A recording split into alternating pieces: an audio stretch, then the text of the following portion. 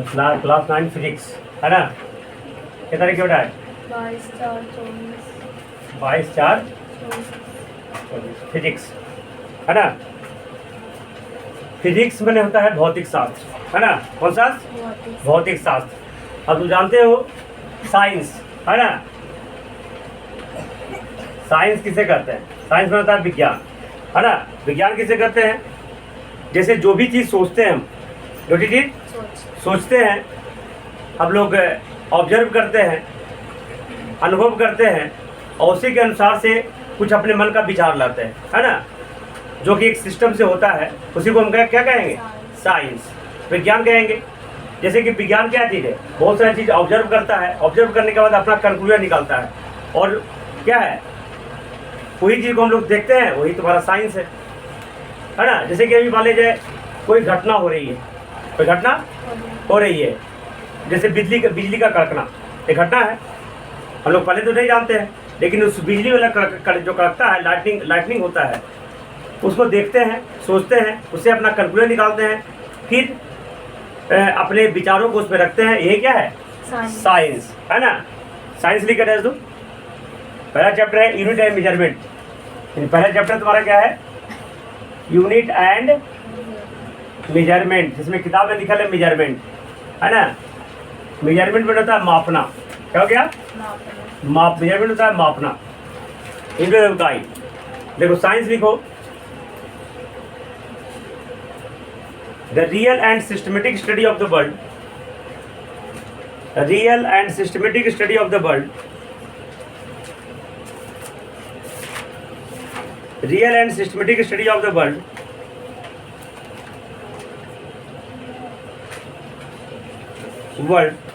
which is based on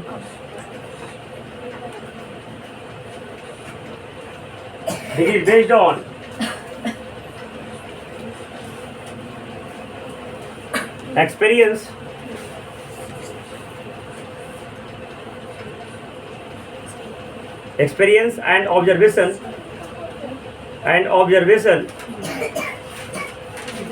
of the human being,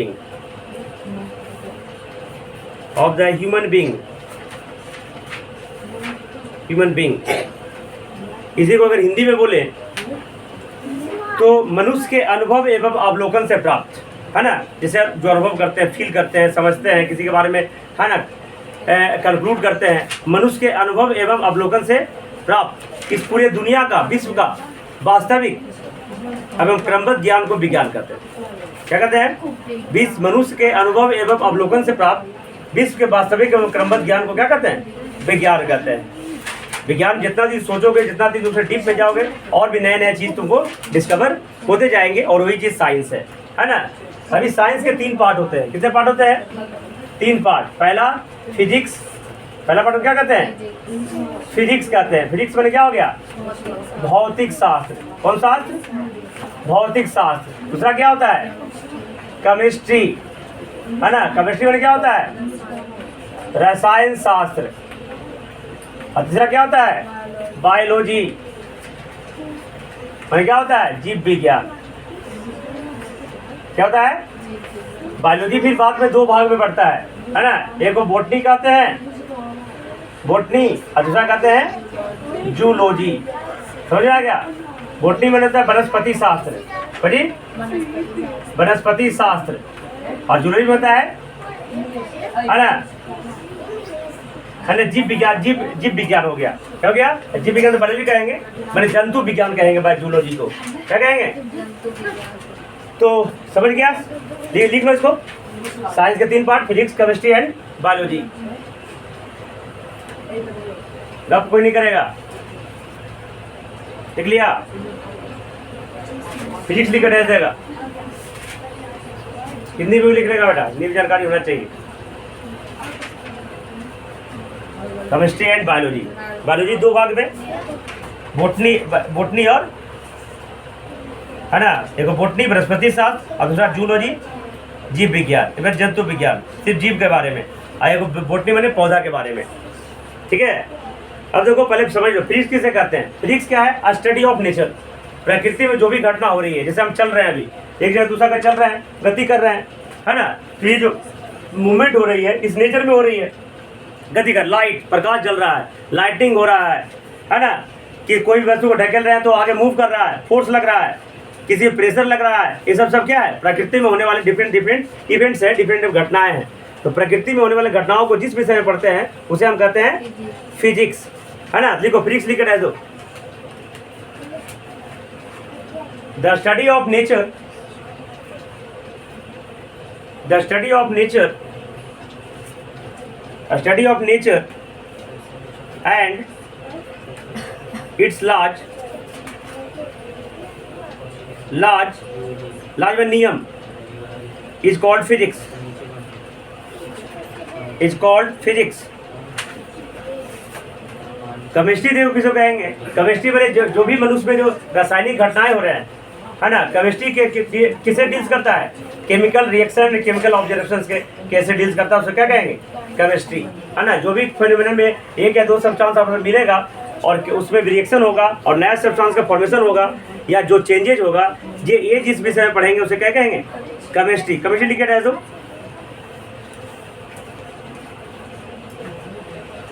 the branch of science which deals with the chemical reactions, the branch of science which deals with the chemical reactions and observations is called chemistry। The branch of science which deals with the chemical observation and reactions, which deals with chemical reaction and observation is called chemistry। आगे जाके पढ़ोगे बेटा, chemistry के भी बहुत सारे part होते हैं। फिजिकल 11th में पढ़ोगे फिजिकल केमिस्ट्री, ऑर्गेनिक केमिस्ट्री और इनऑर्गेनिक केमिस्ट्री, ठीक है, जिसमें नेचुरल जो फेनोमेनन की घटनाएं होती है, रिएक्शंस होती है, वो फिजिकल केमिस्ट्री पढ़ेंगे। कार्बन से रिलेटेड जो केमिस्ट्री से रिलेटेड होती है, कार्बन कंपाउंड के रिलेटेड, उसको ऑर्गेनिक केमिस्ट्री कहते हैं। और इनऑर्गेनिक जिस बेसल सब्सटेंस जिसमें कार्बन मौजूद ना हो उसको जिस विषय में पढ़ेंगे उसे कहेंगे इनऑर्गेनिक केमिस्ट्री। तो ये आगे जाके पढ़ोगे। तो खैर अब देखो बायोलॉजी के बारे में। The branch of science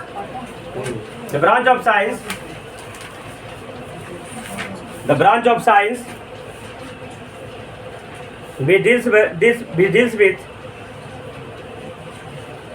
deals with a study of plant and animals, which deals with the study of plant and animals,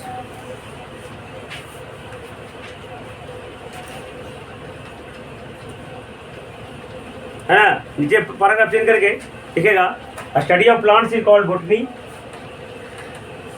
study of plant is called botany, called botany. नीचे अगला टॉप देखे, study of animals इन्होंने zoology, study of animals इन्होंने zoology.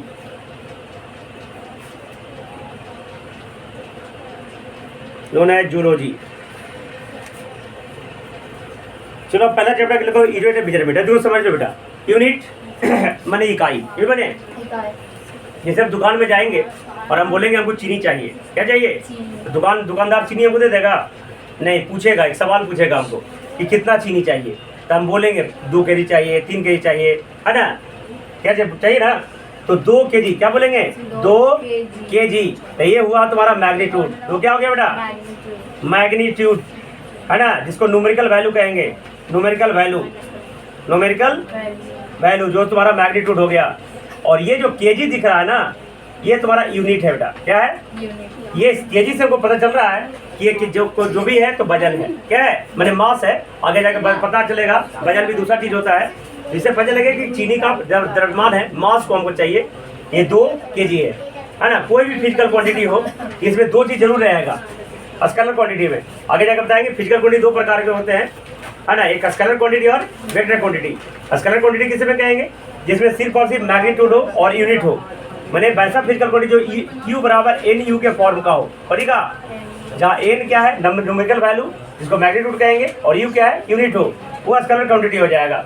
लेकिन वैसा physical quantity जिसमें magnitude और unit के अलावा डायरेक्शन भी हो, डायरेक्शन स्पेसिफाइड करना पड़ेगा, डायरेक्शन हमको बताना पड़ेगा, डायरेक्शन हमको उसमें काउंट होगा तो डायरेक्शन कंसीडर किया जाएगा। वैसे फिजिकल क्वांटिटी को हम वेक्टर क्वांटिटी कहेंगे। The quantity which have both scalar direction and magnitude and direction. तो समझ में आ गया। तो सबसे पहले क्या है? मेजरमेंट। मेजरमेंट क्या जरूरी है? पहले के ज़माने में क्या है, जब सामान का, जैसे कि अभी हम मान ले जाए खेती कर रहे हैं, तो कोई दूसरा काम कर रहा है, कोई दूध वाला काम कर रहा है, तो हमको मान लें दूध की ज़रूरत है और हम चावल अब जा रहे हैं, तो पहले क्या होता था, बार्टर सिस्टम होता था। कौन सिस्टम? मैंने अदला बदली वाला सिस्टम चलता था। हम गेहूं दे देंगे तो मेरा दूध देता था। इसमें दिक्कत है ना, दूध एक अलग महत्व है, गेहूं का अलग महत्व है ना। कोई मान लीजिए भूसा बेच रहा है, तो भूसा लेके गेहूं लेंगे तो सबका महत्व अलग अलग हो जाएगा ना। इससे क्या होता, अनसेटिस्फैक्शन होता था, असंतुष्टि होती थी लोगों में। इस सब सिस्टम को क्या कर दिया गया, हटा दिया गया। फिर धीरे धीरे नापने के लिए बहुत सारा सिस्टम आया। एक क्यूबिक है ना, हाथ से नापते थे, बित्ता से, ये तुम्हारा ये हैंड स्पैन बित्ता से नापते थे, है ना। ये क्यूबिट हो गया और ये हैंड स्पैन हो गया, ठीक है। नहीं तो ये डेग, एक डेग, दो डेग, है ना, उसको भी पेस्ट बोलते थे। क्या बोलते थे? इस सब से नापने कर लगा, लेकिन सब क्या है, एक अनसेटिस्फैक्शन वाला सिस्टम था। इसके लिए फिर बहुत सारे वैज्ञानिकों ने, पूरे देश विदेश के वैज्ञानिक एक साथ आए, और एक साथ आने के बाद मेजरमेंट का शुरुआत हुआ। एक बहुत सारे फिजिकल क्वांटिटी का क्या किया, एक स्टैंडर्ड यूनिट बना दिया, है ना। क्या बना दिया गया? स्टैंडर्ड यूनिट बना दिया। इसी से मापने वाला काम सबको, ठीक है, समझ में आया। तो मेजरमेंट में सबसे पहले लिखो फिजिकल क्वांटिटी। क्या लिखो? Physical quantity. देखो, the quantity which have to be measured, यही में लिखेगा बेटा, the quantity which have to be measured.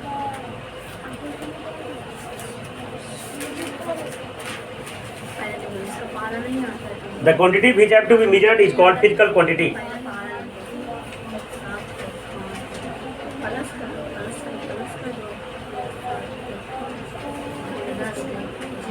Physical quantity.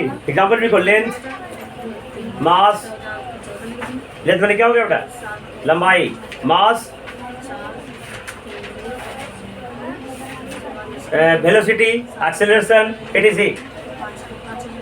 Velocity, acceleration, etc.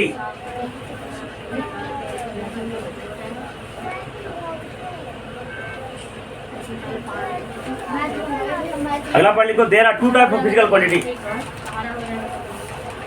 There are two type of physical quantity.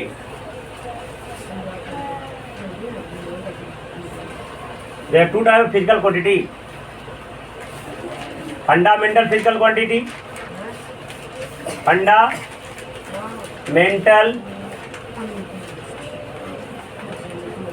Physical quantity, इसको हिंदी में कहेंगे मूल भौतिक राशि। क्या बोलेंगे? मूल भौतिक राशि। दूसरा में बोलेंगे डिराइव्ड फिजिकल क्वांटिटी। इसे मूल मात्रा का मूल भौतिक राशि कहेंगे। इसे हिंदी में व्युत्पन्न भौतिक राशि कहेंगे। व्युत्पन्न भौतिक राशि कहेंगे, ठीक है बेटा। अब देखो, फंडामेंटल फिजिकल क्वांटिटी लिखे रहे दो।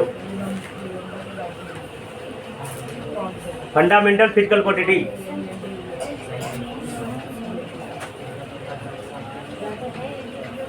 देखो पहले समझ लो। देखो, लंबाई है बेटा, लंबाई, तो लंबाई खुद पे डिपेंडेंट है। सो दूसरा से मतलब चौड़ाई भी एक प्रकार का लंबाई है। द्रव्यमान केजी, उसको दूसरा से मतलब, तो वैसा फिजिकल क्वांटिटी जो दूसरे फिजिकल क्वांटिटी पे डिपेंड ना करे, उसे क्या कहेंगे? Fundamental physical quantity. लेकिन बहुत सारे फिजिकल क्वांटिटी, जैसे कि बोलेंगे वेलोसिटी, या बोलेंगे स्पीड। क्या बोलेंगे? तो स्पीड पे क्या हो जाएगा? डिस्टेंस हो जाएगा, और बटा में टाइम हो जाएगा बेटा। तो ये दो क्वांटिटी पे, डिस्टेंस एक प्रकार का लेंथ है ना, डिस्टेंस एक प्रकार का, टाइम एक प्रकार का, टाइम का सेकंड होता है। तो ये दो बातों पे डिपेंड कर रहा है। तो ये सब फंडामेंटल फिजिकल क्वांटिटी नहीं होगा, काहे कि दो या दो से अधिक जो क्वांटिटी पे दूसरे क्वांटिटी पे डिपेंड करे। लेकिन मास सिर्फ मास है, लेंथ सिर्फ में लेंथ है, उसको दूसरा से मतलब। तो वैसे फिजिकल क्वांटिटी जो खुद पे डिपेंडेंट हो, दूसरे पे डिपेंड ना करे, है ना, उसको क्या कहते हैं? Fundamental physical quantity. और वैसा फिजिकल क्वांटिटी जो दूसरे क्वांटिटी पे डिपेंड करता हो, उसे कहते हैं डिराइव्ड फिजिकल। देखो, the physical quantity which does not depend on any other physical quantity, the physical quantity which does not depend, the physical quantity which does not depend on any other physical quantity any other physical quantity, तो लोग कम कर आगे। The physical quantity which does not depend on any other physical quantity is called fundamental physical quantity. Is called fundamental physical quantity.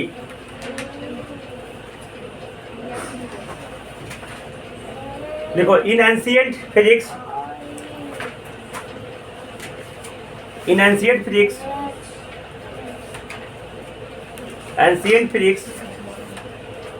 there are only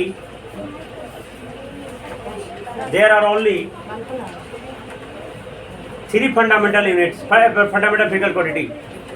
In ancient physics there are only three fundamental physical quantity. ये उसको देखेगा जी, देखो कब कर रहा है, तो ध्यान दो उसको। In ancient physics there are only three fundamental physical quantity, है ना, but nowadays there are seven fundamental physical quantity. There are seven fundamental physical quantity. देखा, there are seven fundamental physical quantity. Which are following? देखो बेटा, ये देखो एक chart बनाते हैं, ये बहुत इंपॉर्टेंट है, आगे फिजिक्स जब भी पढ़ोगे तो इसका जरूरत पड़ेगा, है ना। सीरियल नंबर ये हो गया तुम्हारा फंडामेंटल फिजिकल क्वांटिटी, है ना। ये हो गया तुम्हारा यूनिट, ये हो गया तुम्हारा डायमेंशन। डायमेंशन में बीमा होता है बेटा, क्या होता है, डायमेंशन में बीमा होता है, याद रखना। सबसे पहला में लेंथ, सबसे पहला में इसका यूनिट होता है एसआई यूनिट। ये कौन यूनिट, यूनिट तो ढेर बनी होगा, ये एसआई यूनिट से लिखेंगे हम। यूनिट 3 प्रकार के होते हैं बेटा, आगे बढ़ाएंगे हम। एफपीएस सिस्टम, सीजीएस सिस्टम और एमकेएस और एसआई सिस्टम। तो अभी हम एसआई सिस्टम लिख रहे हैं। कौन यूनिट लिख रहे हैं, एसआई यूनिट लिख रहे हैं हम। लेंथ का होता है मीटर, क्या बोलेंगे, शॉर्ट में लिखेंगे एम बेटा। इसका डायमेंशन होता है लेंथ का पहला लेटर एल, ठीक है। दूसरा में मास, मास का होगा केजी बेटा, किलोग्राम, क्या हो गया, इसका होता है कैपिटल एम। तीसरा होता है टाइम, टाइम का यूनिट क्या होता है बेटा, इसका डायमेंशन टी हो जाएगा। चौथा अमाउंट ऑफ मैटर, हल्ला नहीं करेगा, अमाउंट ऑफ मैटर, इसका होता है मोल, क्या होता है बेटा, इसका डायमेंशन की जरूरत नहीं पड़ती है, जरूरत पड़ेगी तो मोल ही लिख देंगे, अगर जरूरत पड़ेगा तो क्या होगा, मोल ही लिख देंगे। पहला। पांचवा टेम्परेचर, इसका ऐसा केल्विन होता है बेटा, क्या होता है, पहले ही बताया। टेम्परेचर को 3 जी में नापते हैं, डिग्री ऐसे 4 जी में नापते हैं, डिग्री सेंटीग्रेड में, डिग्री फॉरेनहाइट में, एक केल्विन में और चौथा न्यूमन में। लेकिन ऐसा कौन होता है, केल्विन होता है, इसका एक डायमेंशन क्या होता है बेटा। छठा इलेक्ट्रिक करंट,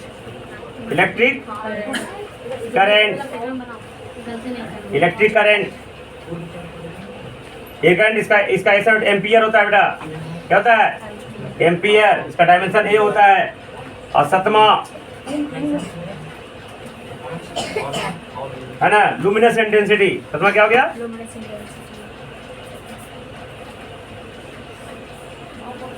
लुमिनस इंटेंसिटी, बड़ी सतमा हो गया लुमिनस, ज्योतीय तीव्रता हिंदी बोलते हैं, लुमिनस इंटेंसिटी। इसका कैंडेला होता है बेटा, कैंडेला, शॉर्ट में सीडी बोलेंगे, क्या बोलेंगे, सीड का। इसका भी डायमेंशन की जरूरत जनरली नहीं पड़ती है। ये 7 फिजिकल क्वांटिटी है जिसका ऐसा भी डायमेंशन, ये तुमको हर समय याद रहना है। जल्दी जल्दी कॉपी कर लो इसको।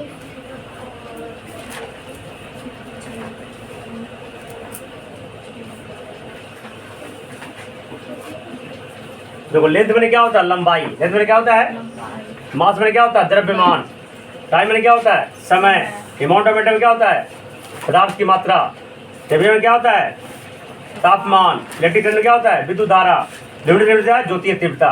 ये सभी का ये तुम्हारा 7 को फंडामेंटल फिजिकल क्वांटिटी है जो किसी और दूसरे क्वांटिटी पर डिपेंड नहीं करता है। अब लिखो डिराइव्ड फिजिकल क्वांटिटी,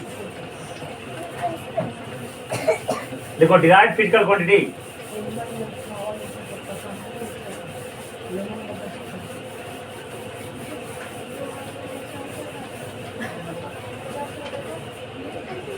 देखो डिराइव्ड फिजिकल क्वांटिटी, देखो the quantity which depend on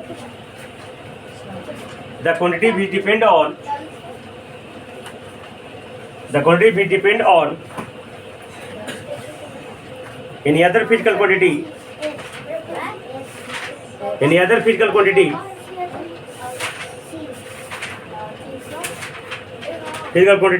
is called derived physical quantity. Example लिखेगा बेटा, देखो वेलोसिटी क्या लिखेगा, ये आगे जाके पढ़ेगा बेटा अगला चैप्टर। डिस्प्लेसमेंट बटा टाइम होता है। डिस्प्लेसमेंट बटा क्या होता है, टाइम, स्पीड, है ना, ये डिस्टेंस अपॉन टाइम होता है, डिस्टेंस अपॉन टाइम होता है। एक्सेलरेशन बराबर वेलोसिटी बटा टाइम हो जाता है बेटा। वेलोसिटी बेटा में टाइम, फोर्स बेटा ये सब फार्मूला लिख लो, बहुत इंपॉर्टेंट है।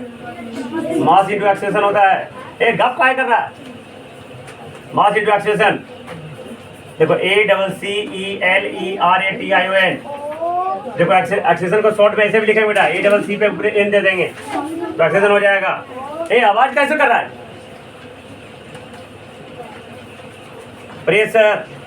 प्रेशर बराबर force upon area, force upon, देखो इसका यूनिट अगर अति करें तो देखो डिस्प्लेसमेंट, आगे जाके पढ़ाएंगे डिस्प्लेसमेंट किसे कहते हैं। किसी भी दो प्लेस के बीच में सबसे छोटी दूरी को डिस्प्लेसमेंट कहा जाता है।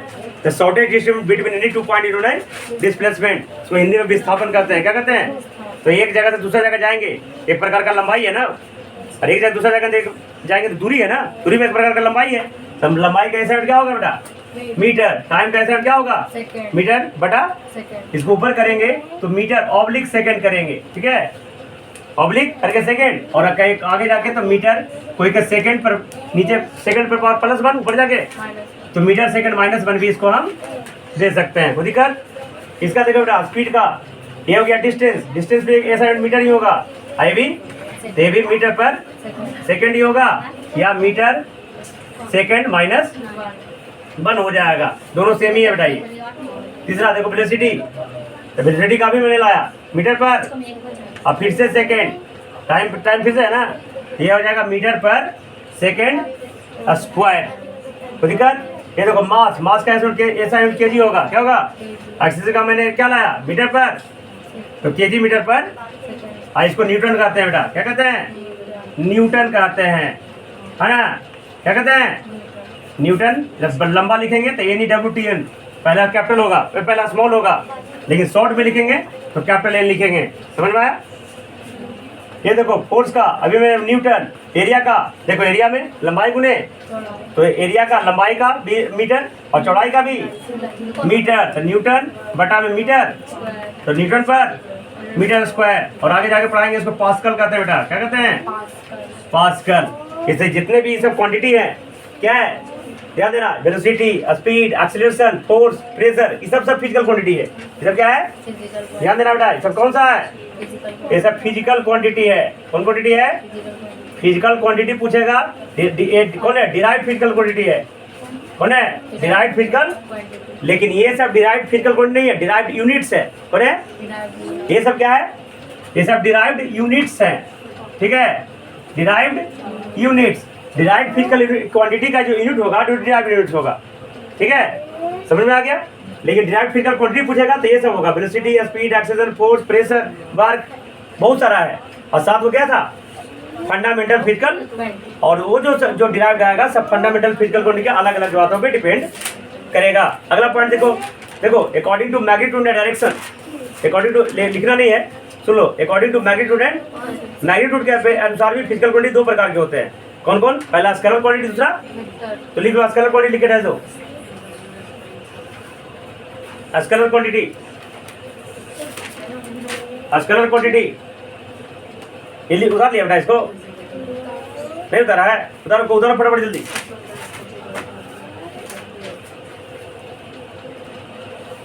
लिखो स्केलर फिजिकल क्वांटिटी, देखो स्केलर क्वांटिटी लिखो, फिजिकल नहीं है, स्केलर क्वांटिटी। देखो the quantity which have only magnitude,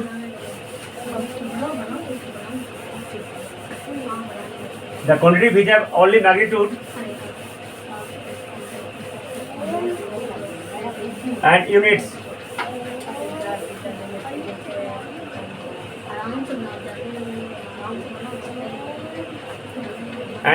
is called a scalar quantity. Example लिखेगा बेटा, मास, वर्क, इलेक्ट्रिक करंट,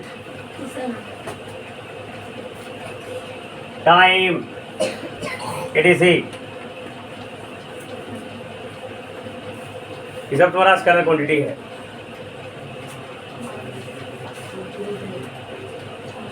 अब लिखो वेक्टर क्वांटिटी लिखे दे दो, वेक्टर क्वांटिटी नीचे ये स्केलर क्वांटिटी पे लिख दो एक बार। Scalar quantity in the form of Q बराबर NU लिख लो। स्केलर क्वांटिटी लिख लो, scalar quantity in the form of Q बराबर NU, जहाँ Q बराबर क्वांटिटी, फिजिकल क्वांटिटी,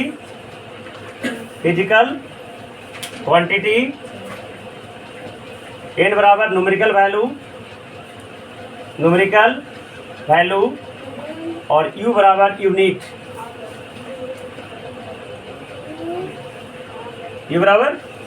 यूनिट, अब लिख रहे हैं तो vector quantity.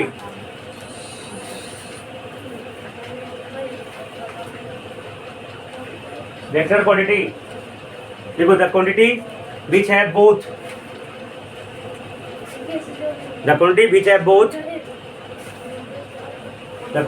Both magnitude as well as direction, the quantity which have both magnitude संख्यात्मक मान होता है ना, संख्या का वाला मान, magnitude as well as direction, magnitude as well as direction is called vector quantity. Example लिखेगा बेटा, फोर्स, तो इसमें बल कहेंगे, प्रेशर उन्हें दाब हो गया, डिस्प्लेसमेंट, विस्थापन हो गया बेटा, ठीक है, etc. देखो हिंदी में अगर नाम जानोगे तो इसका एक पहचानने का तरीका भी है, जिसमें भी अंदर बा आता है। देखो, बल में भी बा रहा है, दाब में भी बा रहा है, विस्थापन में भी बा रहा है ना। तो जिसमें भी जनरली बा आता है, जनरली वेक्टर क्वांटिटी हो जाएगा। ऐसे तुम अति कर लोगे, पता कर लोगे, अपने आप में सोच कर पता कर लोगे किसमें डायरेक्शन की जरूरत है ना। जैसे ताकत लगाना है, बल लगाना है, तो बल अगर इधर लगाएंगे तो वस्तु उधर मूव करेगा, लेकिन डायरेक्शन स्पेसिफाइड नहीं करेंगे तो पता नहीं चलेगा कि बल कहाँ लगा रहे हैं, है ना। किसी को ढकेलना है, अब बल हम इधर लगा देंगे तो ढकलाएगा। तो बल जब भी लगा रहे हैं तो हमको डायरेक्शन भी उसको बताना पड़ेगा किधर हम कर रहे हैं, है ना, समझ गया ना। तो ये हो गया तुम्हारा, ये ETC, ये तुम्हारा वेक्टर क्वांटिटी हो गया। अब यूनिट लिख के तो बेटा, यूनिट देखो इधर, अभी मैंने बताया कि मास का यूनिट क्या है, केजी, मास का यूनिट। तो केजी किसने दिया, मैंने। ये बहुत सारे जो फिजिकल जो विद्वान लोग हैं उसने ना, उन लोगों का आगे संगठन बनाया, और संगठन बनाने के बाद वो तुमको गप नहीं करेगा। अरे उधर बैठो, अभी गप मत करो फालतू का, अरे सीट से बैठो अभी। तो क्या कर रहा है कि जितना भी ये जो केजी है, लेंथ का जो मीटर है, ये किसने बनाया, हम लोग नहीं बनाया ना। हाँ, साइंटिस्ट लोगों ने मिलकर अपना इसको डिसाइड किया। लिखो, for measurement of any physical quantity, for measurement of any physical quantity, for measurement of any physical quantity, for measurement of any physical quantity,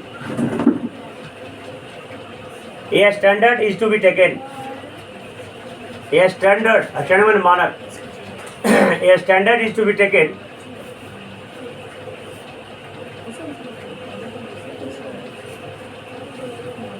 a standard is to be taken, this standard is known as units, this standard is known as unit, clear. इसको हिंदी में क्या बोलेंगे, किसी भी भौतिक राशि को मापने के लिए, किसी भी भौतिक राशि को एक मानक मान लिया जाता है। मानक उसी को कहते हैं यूनिट। यूनिट मैंने मात्रक हिंदी में होता है। क्या होता है? किसी भी भौतिक राशि को मापने के लिए एक मानक मान लिया जाता है, इस मानक को कहते हैं मात्रक। तो लिखो, यूनिट आर आल्सो और of two types. Units are also of two types. Unit are also और of two types. Unit are also of, unit are also of two types. देखो, फंडामेंटल यूनिट्स, फंडामेंटल यूनिट्स। आगे दूसरा derived units, इसको हिंदी में कहेंगे मूल मात्रक और व्युत्पन्न मात्रक। मूल मात्रक और फंडामेंटल यूनिट लिख दो बेटा।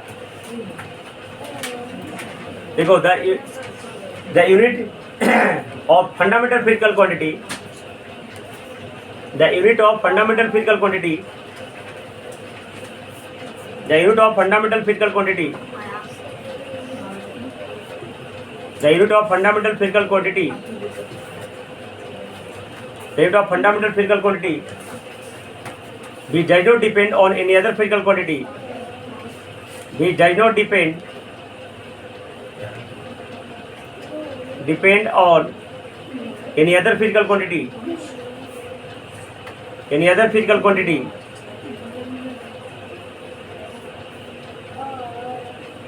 quantity is called fundamental units. ये पॉइंट देख लेगा, फंडामेंटल यूनिट्स आर 7, यानी देयर आर 7 फंडामेंटल यूनिट्स। अब कौन है जो लिखने की जरूरत नहीं है, लिखा दिया ना तुमको। There are 7 fundamental units. अगला इनको derived units, derived units,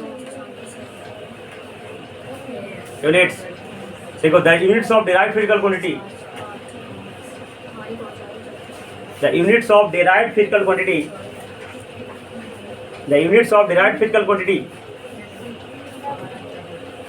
which depend on other physical quantity, which depend on other physical quantity is called derived units.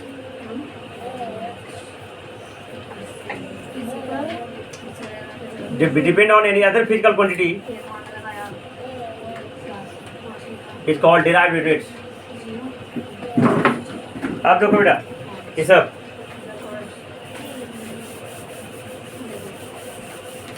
समझ में आ गया ना?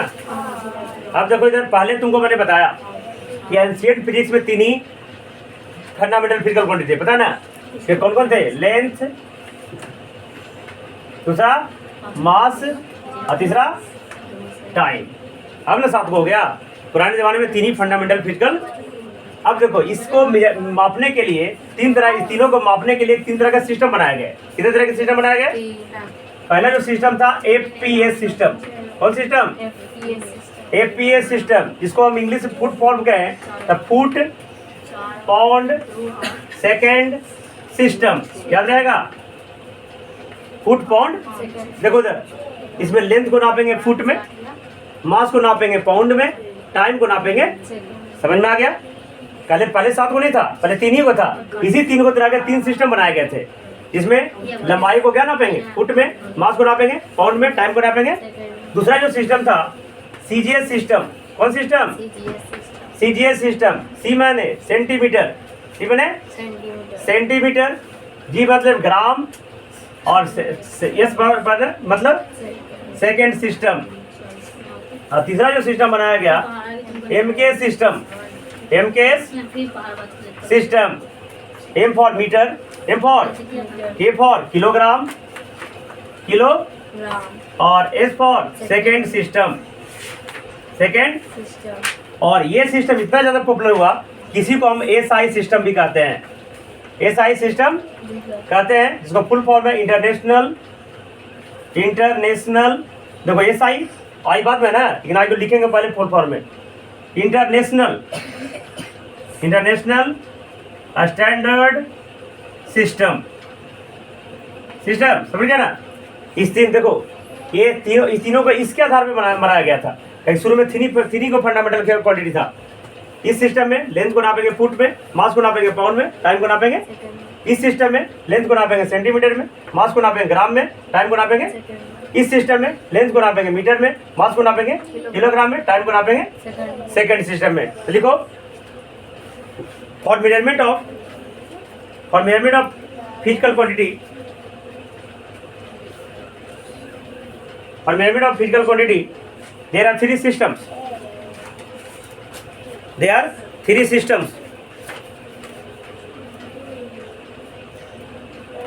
ये तीनों भी लिख लो, है ना। APS system, foot pound second system, CGS system, centimetre gram second system, MK system, metre kilogram second system. This system is very popular, so it is known as SI system. लिखो जल्दी इसको.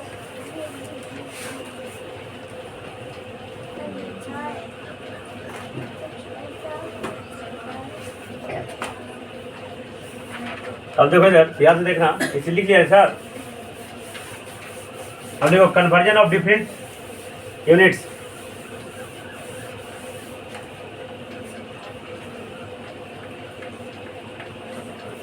Conversion of different unit. देखो इधर, ये तो जानिए रहा है पहले. Milli, centi, deci, unit, deca, hecto, kilo. पता है ना इसको. इसको 10 to the power -1 कहते हैं, 10 to the power -2 कहते हैं, 10 to the power 10 to the power -3 इसको कहेंगे मिली को, 10 to the power -2 कहेंगे, 10 to the power -1 करेंगे, इसको 10, इसको 10 to the power 1, इसको से कुछ नहीं, ये 10 का 1, 10 का 2, 10 का, ठीक है, ये 10 के पावर 0. समझ गया. तो milli, centi, decimetre, deca, hecto, kilometre. यहाँ से क्या कहेंगे, 1 मीटर बराबर 100 सेंटीमीटर. देखो इधर, इधर से देखो, इधर छोटा से बड़ा है ना, तो इधर से कहेंगे तो भागा 10, इधर से कहेंगे, लेकिन इन्ने से करेंगे, किलो से हेक्टो छोटा है ना, इन्ने से इन्ने करेंगे तो गुना 10.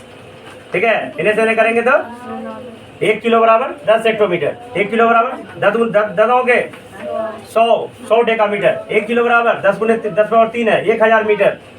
समझ गया. 1 मीटर बराबर 100 सेंटीमीटर. 1 मीटर बराबर 1000 मिलीमीटर. 1 किलोमीटर बराबर 1000 मीटर. जानते हो सर. तब देखो इधर हम अलग अलग यूनिट्स में कर देते हैं. 1 फुट बराबर कितना होता है, 12 इंच. जानते हो. 1 मीटर बराबर 1 इंच बराबर, याद रखना, 2.54 सेंटीमीटर. ठीक है. 1 यार्ड बराबर 3 फुट. फुट को पुटल हो गया तो फीट हो जाएगा, 3 फीट. याद रहेगा. तो हम फुट को आसान से मीटर में बदल सकते हैं. कहीं सेंटीमीटर बदल दिए और सेंटीमीटर बदल के 100 से भागा लगा देंगे तो मीटर में कोई दिक्कत होने में. अब आते पाउंड में. पाउंड देखे हो, केक खाता है लोग पाउंड में. केक के दुकान पे जाओगे तो कहेगा 1 पाउंड का केक दीजिए, 2 पाउंड का केक दीजिए, 3 पाउंड का केक दीजिए. केक केजी में नहीं ना पाता है, पाउंड में नापते हैं ना. कहीं की सब विलायती चीज़ है, बाहर का चीज़ है ना. केक बेक इंडिया का है नहीं. तो पाउंड में, जहाँ ब्रिटेन में ज़्यादातर एपीएस सिस्टम का प्रयोग होता है ना. तो देखो ब्रिटिश सिस्टम में सब 1 पाउंड बराबर होता है 0.453 kg. क्या रहेगा, है ना. और किसको ग्राम में बदलेंगे तो 1 kg बराबर 1000 ग्राम जी. 1 kg बराबर 1000 ग्राम बेटा, तो 453 ग्राम हो जाएगा. और ये आधा किलो किसको कहेंगे, 1 kg बराबर, है ना, यानी 500 ग्राम बराबर आधा केजी होगा ना. हाफ केजी, तो हाफ केजी से भी कम होता है. कितना, 47 ग्राम 1 पाउंड में. ठीक है. तो पाउंड से केजी में बदल दो, केजी से ग्राम में बदल दो, और ग्राम से बहुत ऊपर बदल जाएगा. 1 क्विंटल ग्राम सुना है? ये 1 क्विंटल में 100 केजी होता है बेटा. क्या होता है? 1 टन का नाम सुना है? मेट्रिक टन नाम सुना है? 1000 केजी हो जाएगा बेटा. टाइम तो जानिए रहा है. 1 आवर बराबर 60 मिनट. 1 मिनट बराबर 60 सेकेंड. 1 सेकेंड बराबर, नहीं तो ये गया, 1 दिन बराबर 24 घंटा। एक डे बराबर हो गया 24 आवर। 24 आवर। अच्छा, डिस्टेंस का सबसे लंबा यूनिट लाइट ईयर बेटा। देखो इधर डिस्टेंस का, तो लाइट ईयर याद देना। एक लाइट ईयर, एक लाइट, देखो लाइट के द्वारा, लाइट के एक साल में तय की दूरी को एक लाइट ईयर कहते हैं। प्रकाश वर्ष, इन प्रकाश के द्वारा एक वर्ष में जो तय किया दूरी होता है उसे क्या कहते हैं? Light year. अब ध्यान से देखना कितना जाएगा। लाइट का स्पीड याद रखना बेटा, स्टार मार्क करके। Speed of light in vacuum, speed of light in vacuum, vacuum निर्वात, जहाँ पे कोई एटमॉस्फेयर नहीं हो, इन्वायरमेंट ना हो, कितना होता है? 3 × 10⁸ मीटर पर सेकेंड। याद रहेगा। तो देखो इधर एक सेकंड में कितना बेटा? 3 × 10⁸ एक सेकंड में। और एक दिन में कितना, एक साल में कितना दिन? 365। और एक दिन में कितना घंटा? और एक घंटा में कितना सेकेंड? 3600 सेकेंड। इतना मीटर होगा, इतना मीटर। तो गुना कर देना, 9.46 × 10⁻15 मीटर आएगा। कितना आएगा? 9.46 × 10⁻15 मीटर। ये तुम्हारा लाइट ईयर होता है। कितना? गुना कर लेना कितना आता है। कर लिया? जल्दी उतार इसको। आज खत्म कर देंगे बेटा यूनिट एंड मेजरमेंट।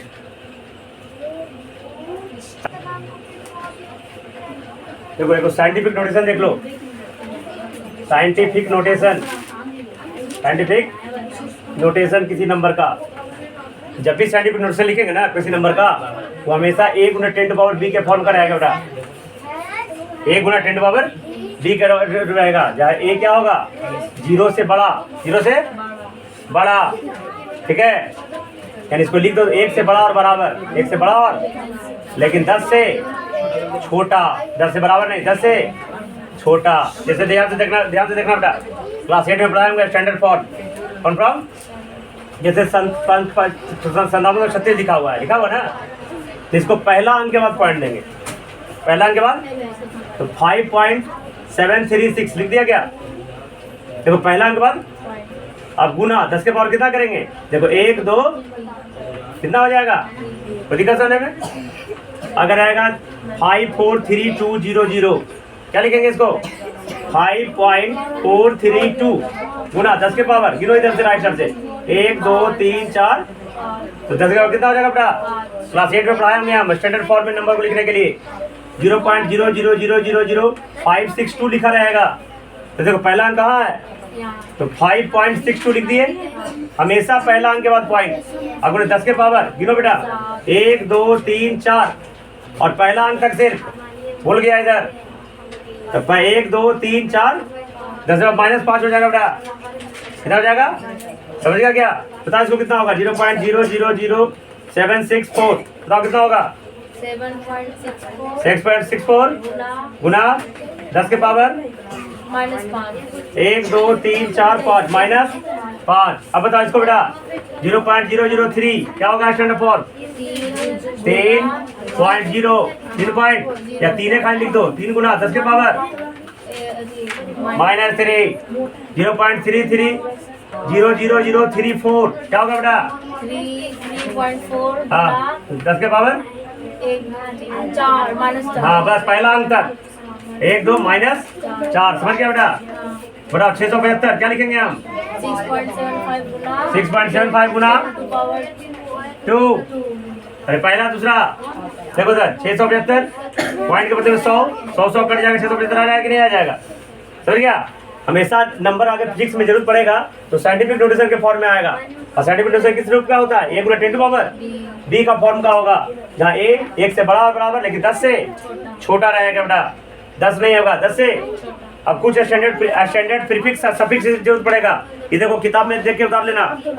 10⁻18 है, एक जा कहते हैं उसको, 10⁻18 को एक जा। प्रीफिक्स बने जो पहले लगता है, माइक्रोन मीटर, फलाना मीटर, एक जा मीटर पहले लगता है ना, तो 10⁻18 रहेगा।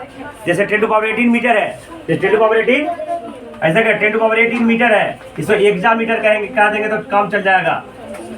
ठीक है? देखो 10⁻15 है तो पेटा मीटर हो जाएगा, 10⁻12 है तो पेरा मीटर हो जाएगा, 10⁻9 है तो जीगा मीटर हो जाएगा, 10⁻6 है, ये इंपॉर्टेंट जरूरी आता है काम में बेटा। 10⁻6 को मेगा कहते हैं, 10⁻6 को मेगा मेगा कहते हैं और 10⁻⁻, है ना, -6 को माइक्रोन कहते हैं बेटा। क्या कहते हैं? माइक्रोन। ये जरूरत में ज्यादा आता है। देखो 10⁻3 को किलो कहेंगे, 10⁻2 को बताया हेक्टो कहेंगे, 10 को डेका कहेंगे, 10⁻1 को डेसी कहते हैं, 10⁻3 को सेंटी कहते हैं, 10⁻3 को मिली, 10⁻6 को माइक्रो, 10⁻9 को नैनो, 10⁻12 को पिको, 10⁻15 को फेप्टो और 10⁻18 को ऑटो। ठीक है, तो ये तुम कॉपी कर लेना और कल तुमको बताएंगे इसी चैप्टर में यूनिट एंड मेजरमेंट निकालने के, यूनिट एंड डायमेंशन निकालने के लिए, है ना। कल हम बता देंगे unit and dimension, unit and dimension. Dimension कैसे निकालते हैं इसमें तुमको 11-12 में इससे क्वेश्चन रहेगा। डायमेंशन निकालने से के लिए सीख जाओगे तो 11-12 में डायमेंशन आसानी से निकालने का हमेशा 2 या 3 को क्वेश्चन रहता है। कल हम इसको बारे में विशेष रूप से बताएंगे। पढ़ के आना बेटा इसको, चैप्टर को समझ गया, आ गया ना।